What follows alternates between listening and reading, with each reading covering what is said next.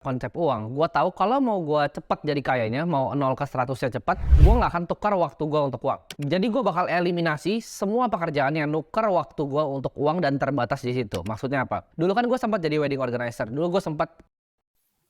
Langsung saja kita simak videonya. Apa yang akan gua sampaikan dalam video ini antara akan bikin lu takut atau justru akan menyelamatkan lu dan menyadarkan lu bahwa dunia itu tidak sama lagi. Dunia yang lama sudah mati. Dunia sudah berubah. Dalam 5 tahun lagi akan ada dua kubu manusia. Mereka yang paham teknologi dan naik ke atas, dan mereka yang akan ditinggalkan tanpa ada jejak. Jadi gua rasa apa yang akan gua sampaikan di sini itu dunia harus tahu. Dalam 5 tahun lagi, dunia yang lo kenal sekarang itu nggak akan ada lagi. Dari cara manusia bekerja, dari cara manusia berperang, itu akan sangat-sangat berbeda. Artificial Intelligence atau AI, ini gue pertama bahas di 2022. Sekarang itu, AI itu bukan masa depan, tapi AI sudah di sini. Dia bisa membuat website, dia bisa menulis, dia bisa bekerja, dia bisa jadi HRD yang kerja 24 jam tanpa berhenti. Dia bisa training jutaan simulasi untuk humanoid robot yang bentuknya seperti manusia. Dia bisa mengerti biologi lebih dalam dari kita. Dan dia bisa melakukan pekerjaan itu lebih baik dari 90% manusia. Dia itu nggak butuh gaji, dia tidak butuh tidur, dan dia tidak akan demo. Dan AI makin sering lu pakai, makin sering dia berinteraksi, dia akan makin pintar setiap detiknya. Pekerjaan seperti programmer, seperti desainer, seperti ilustrator, seperti accountant, itu semuanya akan hilang. Semua akan digantikan. Dan masih banyak yang bertanya ke gua, lalu kerja apa? Jawabannya tidak ada pekerjaan yang lu bisa lakukan lagi. Antara lu punya sistemnya atau lu mati. Yang hanya nanti tersisa adalah sistem. Antara lu punya sistemnya atau lu jadi manusia yang hilang. Ini bukan soal skill atau kerja keras lagi, karena berbeda. Skill itu didapatkan dalam puluhan tahun melakukan repetisi, ya, melakukan reiterasi yang sama. Lu jago masak ramen, lu ulang setiap hari, improve makin hebat, lu makin jago masak ramen. Tapi tidak lagi di era AI ini. Ini bukan soal skill dan cuman kerja keras, tapi siapa yang punya infrastrukturnya duluan, siapa yang punya energinya duluan, siapa yang punya data centernya duluan. Karena makanan dari AI ini akan berbentuk energi. Rumah dari AI ini akan berbentuk data center. Dan mata uang dari AI ini akan berbentuk kripto. Siapa yang kuasain infrastrukturnya, siapa yang punya dari sekarang. Siapa juga yang bisa mengarahkan AI dan mengendalikan distribusinya seperti apa. Jadi antara lu belajar sekarang untuk memerintah AI, ya, untuk membangun mimpi lu, atau mimpi lu yang dimakan sama dia. Ketika lu sudah tidak bisa memerintahkan AI, ya, lu jadi manusia yang golongan tidak dibutuhkan, lu akan hilang tanpa jejak di sejarah. Kita ini sudah di posisi yang unik. Jadi gue sebutnya ini posisi revolusi teknologi. Yang paling baru-baru, orang protes ya bahwa GPT model yang baru itu bisa bikin ilustrasi mirip seperti gayanya Ghibli dan gaya semua yang lainnya. Marvel bisa, Disney bisa, apapun itu dia bisa. Ilustrator banyak yang protes. Miyazaki sendiri pun protes. Tapi copyright itu adalah sebuah konsep di dunia yang lama. Ketika mereka semua protes, ini artinya apa? Revolusinya sudah sampai. Revolusinya sudah di depan mata. Pertama akan graphic designer dan ilustrator yang protes. Nextnya akan programmer yang protes. Nextnya akan guru yang protes. Karena tidak dibutuhkan lagi nanti guru. Ya, ketika AI sudah canggih, itu semua bisa self-paced learning. Dia lebih mengerti cara ngajarin lu dibanding guru terpintar dimanapun. Dia bisa semua bahasa. Alexander the Great itu jadi hebat karena dia punya guru. Lu bayangin, ya, lu punya guru sepintar Aristoteles ngajarin lu setiap hari. Lu akan jadi manusia seperti apa? Ini yang diberikan, ya, oleh AI. Mari kita berkaca dalam sejarah, ya. Tahun 1811 di Inggris. Ketika ditemukannya mesin tekstil, apa yang terjadi? Para skilled workernya, ya, para pekerja kasarnya yang mereka merasa berskill itu, mereka ngamuk, ya. 1811. Mereka banting-banting semua mesin tekstil itu, mereka demo besar-besaran. Namun lihat, apakah mesin jahit punah? Tambah canggih, bukan? Sekarang banyak yang bahkan pabrik-pabrik yang di sini itu tidak bisa bersaing dengan manufacturing canggih di Cina. Jadi mereka tidak bisa bersaing dengan impor dan banyak sekali lapangan pekerjaan yang hilang. Selama 200 tahun itu cuma akan jadi makin canggih. Ada hasil nggak orang-orang goblok itu demo waktu itu? Tidak ada. Teknofobia itu tidak akan pernah berhasil. Karena teknologi akan makan kalian semua. Software dan code itu akan makan kalian semua. Awal 1900 ketika kereta kuda digantikan dengan mobil. Lu kira nggak ada yang protes? Orang yang ngurusin stable kudanya, peternak-peternak kudanya, yang kerja di sana di peternakannya, yang belajar cara ngatur kuda, bawa orang. Mereka protes apa? Oh, mobil berisik, mobil bahaya, tabrakan lu bisa mati. Mereka protes besar-besaran, tapi hasilnya apa? Masih ada kuda di jalan. Tidak, ini akan sama seperti ilustrator yang bacot itu nanti. Mereka itu tukang bikin kuda, ya, tukang peternak kuda. Mereka tidak akan ada lagi nanti. Ada, tapi buat kuda yang lomba lari ya. Mungkin ada beberapa yang sangat-sangat jago, top 10 gitu. Tapi mayoritas yang cupu-cupu. Seperti kalian yang nonton ini, mungkin ilustrator yang nonton ini, kalian akan digantiin. Printing press abad ke-15. Ketika ditemukan printing press, itu adalah revolusi distribusi informasi. Yang marah siapa? Banyak sekali orang. Yang tulis-tulis di zaman dulu ada pekerjaan untuk ngopi buku, ya. Jadi buku itu dikopi pakai tangan. Manuskrip, ya, itu dikopi pakai tangan. Yang marah siapa? Gereja. Jadi kalau lu belajar sejarahnya printing press, yang pertama marah adalah gereja. Mereka ngerasa mereka akan kehilangan kekuasaannya ketika informasi itu bisa disebarkan lewat printing press. Karena mereka tidak bisa cuci lagi otak-otaknya. Sekarang kita lihat, apakah gereja itu punya kekuatan yang sama seperti abad 15 dan sekarang? Jawabannya tidak. Apakah ada hasilnya yang protes-protes itu? Jawabannya tidak. Teknologi itu tidak nunggu lu, teknologi itu tidak nunggu lu mau gitu lu pakai atau dia peduli sama lu demo, enggak. Ini enggak baru-baru aja, ini baru ada sesuatu yang bisa menggantikan manusia yang membuat yang namanya seni. Mau influencer-influencer bodoh ini yang nggak belajar sejarah ini komplain, nggak masalah. Karena opini mereka dalam 50 tahun lagi itu tidak akan ada.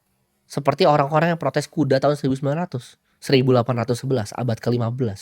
Ini akan dilupakan, dan orang-orang bodoh seperti ini akan dilupakan dalam sejarah dan ditertawakan dalam 100 tahun lagi. Nanti akan ada orang yang bikin video seperti ini, udah di metaverse tuh, ketawain orang-orang kayak gitu. Tapi lu kira itu seni itu baru sekarang terdisrupsi? Tahun 1990 ada band besar sekali namanya Metallica. Ketika Napster keluar, apa yang mereka lakukan? Berteriak, ya kan? Beli fisik dong. Mereka berteriak, mereka pakai fansnya untuk dorong mundur. Ketika MP3 dikeluarin, hasilnya apa? Semua musik sekarang streaming. Ya. Mereka harus menghamba ke Apple Music dan Spotify. Bukan record labelnya lagi mereka menghamba. Mereka itu push distribusi ayo tradisional. Tapi apakah berfungsi? Apakah sekarang orang masih putar CD kah? Karena demonya Metallica? Nobody gives a fuck. Dia bahkan siapa sekarang. Orang yang mau denger lagunya sekarang itu denger dari streaming. Dibuka di YouTube. Ya. Kita mundur ke yang baru-baru. 2010. Supir taksi. Supir taksi itu demo satu dunia ketika Uber itu keluar. Mereka nggak mau adanya Uber. Itu macam-macam. Ada lawsuit dilempar. Nanti bakal sama nih. Ilustrator Miyazaki mungkin lempar lawsuit ke ChatGPT segala macam. Itu dilempar lawsuit. Lobbying partinya 2 orang ke US. Karena perusahaan taksi itu perusahaan-perusahaan besar. Perusahaan-perusahaan konglomerat. Ini gak cuma di US, di seluruh dunia. Dan hasilnya apa? Nol besar. Dulu di Indo juga sama. Ojek pangkalan berantem sama ojol. Sekarang coba mana? Ojek pangkalan. Berani gak berantem sama ojol sekarang? Karena semuanya ojol. Dulu ojol 1:100. Ada ojol, ada ojek pangkalannya berantem, ojolnya takut. Sekarang coba. Teknologi gak peduli lu siapa. Skill lu apa. Apa yang lu mau di dunia ini. Sekarang itu ilustrator. Nextnya akan programmer. Dan bahkan gue akan ngomong di sini. Ini mungkin sedikit ekstrim. Tapi kalau misalnya ada stakeholder yang mau dengar, gue ngomong di sini tentara sudah tidak dibutuhkan lagi. Kenapa tentara sudah tidak dibutuhkan lagi? Perang nextnya itu akan semua drone warfare. Antara humanoid yang mirip seperti anjing itu, bipedal, atau drone yang terbang. Jadi sisanya cuma drone lawan drone. Karena kita lihat dari di Ukraina kemarin perang, itu nggak ada manusia yang berani lawan drone terbang bawa senjata. Gak ada manusia yang waras yang berani itu lihat ke atas. Kalau lu lihat tahun baru di Cina itu mereka bikin drone itu bentuknya naga. Kalau itu semuanya ada senjata, mereka aja bisa bikin naga menari-menari dengan ribuan drone. Itu menurut lu kalau ditaruh senjata jadi apa? Lu masih maukah pegang senjata begitu lawan begitu? Teknologi sudah berubah. Jadi perang itu akan sangat berbeda ya. Misalnya contoh, Malaysia perang sama Singapura. Drone-nya akan dua-duanya keluar. Drone-nya akan lawan-lawanan. Ketika misalnya drone-nya Malaysia kalah, Malaysia harus langsung menyerah. Karena udah nggak dibutuhkan manusia lagi untuk bahkan men-settle dispute seperti peperangan. Jadi ke depan dunia ini akan sangat berbeda. Lu antara jadi korban dari teknologi seperti orang-orang yang protes, atau lu jadi tuannya dari teknologi, ya, yang bikin pabrik tekstilnya. Ini akan gantiin 40% lo, ya, dalam 2030. 40% pekerjaan lo akan semua digantiin. Jadi dari 280 juta penduduk Indonesia, 40% nggak akan punya kerjaan lagi di 2030. Sekarang pun udah mulai. Ini wave-nya akan mulai ya. Ketika humanoid udah mulai di shipping 2 tahun lagi, wave-nya akan mulai. Dan ini akan PHK, after PHK. Perusahaan besar pilot, PHK, dan PHK. Antara lu bisa leverage ini untuk meningkatkan produktivitas atau digantikan. Tidak ada di tengah. Zaman sekarang, perusahaan dengan karyawan yang sedikit itu bisa berkompetisi lawan perusahaan yang besar sekali. Perusahaan dengan 10 orang itu mungkin bisa menang lawan perusahaan dengan 1000 orang. Kalau perusahaan yang 10 orang, 10-10-nya itu paham cara menggunakan dan utilisasi AI. Cina itu akan menang ya dalam game manufaktur. Jadi kalau kalian mau berinvestasi, gue sarankan jangan berinvestasi di perusahaan robotik di US. Perusahaan-perusahaan menurut gue ya, seperti Vigo Robotics, seperti Tesla, itu akan kalah ke depannya dengan perusahaan-perusahaan Cina. Ini semua akan dibantai sama Cina. Teknologi memang US yang menang. Tapi kalau kita ngomong manufacturing, tidak ada yang akan pernah bisa kalahkan Cina. Jadi kalau misalnya kita lihat Vigo Robotics itu valuasinya tinggi, nanti kalian lihat perusahaan-perusahaan dari Cina yang rising dalam 5 tahun lagi itu akan luar biasa besar. Perang antara negara menurut gua nggak cuma akan drone, ya. Sistemnya akan cyber. Mereka akan matikan infrastruktur penting di negara. Contoh, telco tower dimatiin. Mereka serang ledgernya bank besar di negara lain. Akibatnya apa? Orang panik. Orang nggak bisa akses nanti. Semua akan serangannya lewat cyber. Mereka akan pakai ya sosial media seperti TikTok, seperti Facebook, seperti Instagram. Untuk apa? Untuk propaganda orang-orang goblok ini. Manusia-manusia yang IQ-nya dangkal ini, itu akan dipropaganda lewat sosial media sampah ini. Ya, jadi perangnya itu nggak cuma fisik, tapi digital. Pertama itu cyber, melemahkan infrastruktur. Kedua itu akan lewat media propaganda. Dan kalau kita ngomong perang fisik, itu semua akan dilakukan oleh drone. Dunia medis itu akan berubah juga dengan adanya AI. Ya, mereka bisa lakukan jutaan simulasi yang kita tidak pernah bisa lakukan dulunya. Karena kalau kita ngomong secara keilmuan, biologi itu ketinggalan jauh sekali dengan yang namanya fisika. Fisika itu precise ya, hukum matematikanya. Sedangkan biologi sampai sekarang kita itu hanya tahu sangat sedikit tentang manusia. Kita ketinggalan sekitar ratusan tahun kalau ngomong antara fisika dengan biologi. Satu sel ya, itu interacting miliaran ya, molecules. Yang kita belum paham. Kenapa? Karena keilmuannya itu gue sebut di sini adaptif ya dan non-linear. Jadi kita belum bisa figure out biologi. Kebanyakan dari operasi kita itu cuman belek dan keluarin sesuatu. We don't know shit about cell. Kalau fisika itu adalah hukum matematika yang pasti, biologi adalah mapping data yang berantakan. Dan kita ngomongin di sini soal probabilitas kalau biologi. Di dunia AI ini kita baru pertama bisa figure out. Makanya gue kemarin pernah share juga di Instagram story gue language model yang baru ya, yang bisa melakukan genomics LLM-nya. Ini akan bikin biologi maju ratusan tahun. Ini akan bikin biologi bisa catch up dengan fisika. Breakthrough fisika itu udah lama. Ya kalau kita ngomong dari Isaac Newton, kalau kita ngomong dari Albert Einstein, breakthrough-nya itu sudah lama ya. Sedangkan breakthrough di bidang biologi itu baru. Kalau kita ngomong CRISPR, DNA sequencer, itu baru teknologinya. Akan ada kesenjangan sosial yang terbesar dalam sejarah manusia. Mereka yang bisa pakai dan mereka yang tidak bisa pakai. Gue percaya kekuasaan negara itu akan melemah ya. Nation state itu akan melemah. Kenapa? Karena pertama kali dalam sejarah manusia individu seperti gue itu bisa punya uangnya sendiri yang tidak bisa diambil dan tidak dibuat oleh pemerintah. Para teknokrat yang memiliki teknologi ini, on-ramp off-ramp-nya ya, memiliki teknologi OTC-nya itu akan menguasai dunia. Akan ada gue sebutnya di sini network state yang baru. Jadi bentuknya mungkin bukan seperti negara yang kalian paham. Tapi ini sesuatu yang digital, yang dimulai dengan komunitas digital. Ini nggak menutup kemungkinan ya. Suatu saat gue akan beli ya area gue sendiri, pulau gue sendiri, dan gue dirikan network state gue sendiri. Dan orang-orang yang punya tujuan yang sama, yang punya mimpi yang sama. Memiliki uang sendiri, ya, dan memiliki cara pemerintahan yang di-running semua lewat codingan. Karena gue melihat sistem keuangan itu sedang berevolusi di depan mata gue sendiri, ya. Sistem keuangan tuh berevolusi. Kalau kita lihat di Venezuela, Lebanon, Nigeria, itu depan mata ya, lihat Turki protes ke Erdogan. Kepercayaan kepada pemerintah tuh mulai berjatuhan. Dan di saat kepercayaan ke pemerintahan mulai berjatuhan, kepercayaan terhadap mata uang pemerintahannya juga berjatuhan. Di saat itu semua berjatuhan, orang akhirnya baru lari ke Bitcoin. Negara akan berlomba, karena gue udah hitung, sisa Bitcoin itu hanya 3 juta ya, nanti sampai 2100 ditambang 21 jutanya, itu sisa 3 juta. Dan ini 8 miliar manusia dan 3 juta koin. Jadi ya lu bikin matematikanya sendiri aja itu. Lu pikir aja aset itu akan jadi apa ke depannya. Bitcoin akan jadi bahtera untuk mereka yang tidak percaya terhadap sistem fiat yang korup ini. Yang didesain oleh para elit untuk merampokin semua ya hasil kerja keras kita.